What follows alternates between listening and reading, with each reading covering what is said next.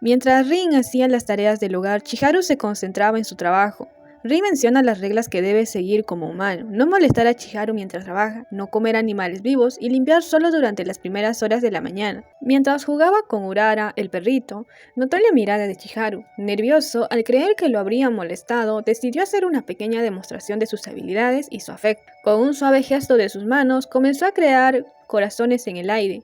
Al notar que a Chiharu le gustaba, Rin comenzó a crear imágenes mágicas en el aire: un ave y una flor. Chiharu, a pesar de intentar ocultarlo, no pudo evitar sentirse conmovido.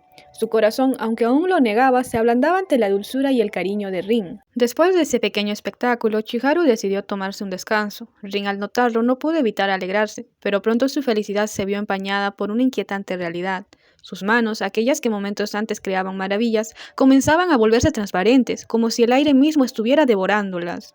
Rin lo notó, pero optó por ignorarlo. Ya sentado junto a Chiharu, Rin pidió con una sonrisa una copia de uno de sus libros. Chiharu, algo sorprendido, le advirtió que probablemente le parecerían aburridos, puesto que eran simples historias de humanos. Pero Rin le dice: los dioses existen porque sus historias fueron contadas, repetidas sin cesar, generación tras generación.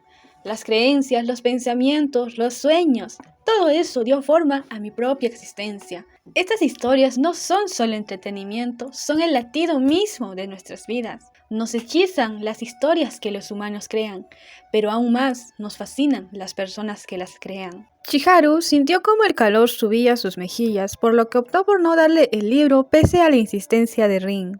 Más tarde, mientras Rin hacía las compras en el mercado, se topó con una pequeña librería. Sus ojos se posaron en los libros de Chiharu, perfectamente alineados en una estantería. Rin tenía un presupuesto exacto para las compras, por lo que no tenía dinero para comprar el libro. Por eso, decidió trabajar en la misma librería, pero lo hacía de manera secreta, cosa que lo hacía sentir culpable, y también temía de cómo iba a reaccionar Chiharu. Tal vez se decepcionaría, pensó.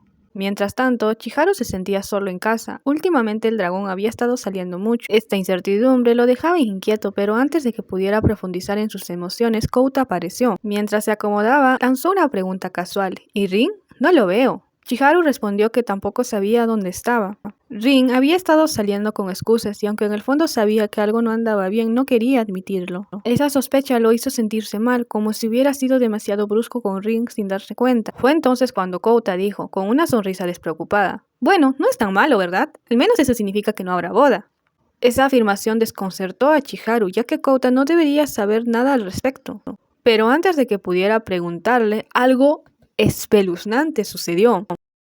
Otro Kouta apareció en la habitación. Ambos, Kouta y Chiharu, se miraron con una mezcla de incredulidad y terror. El Kouta, entre comillas, sentado, se empezó a desformar de una manera grotesca. Su figura cambió y pronto quedó claro que no era humano. Mientras sus extremidades se alargaban y le crecían colas, el impostor se transformó en un zorro gigante, el mismo que había aparecido en el capítulo anterior. En ese momento, Rin sintió un mal presentimiento en el aire y sin pensarlo dos veces dejó su trabajo y salió corriendo de regreso a casa. De vuelta en la casa, el zorro se acercó a Chiharu, quien, intentando mantener la calma, mencionó que Rin aún no había regresado, creyendo que la criatura era algún conocido de Rin. Pero el zorro respondió: mis asuntos son con la esposa del dragón.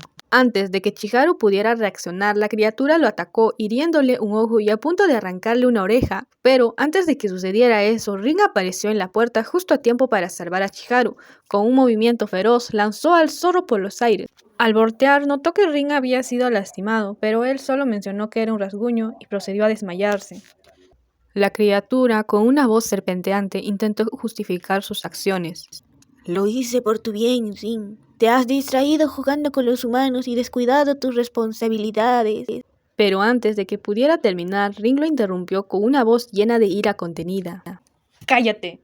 Has herido, despreciado y aterrorizado a quien más me importa. No te lo perdonaré. Serás castigado. El aire alrededor parecía vibrar con su enojo, y en ese momento no quedaba rastro del ser juguetón y cariñoso que Chiharu había llegado a conocer.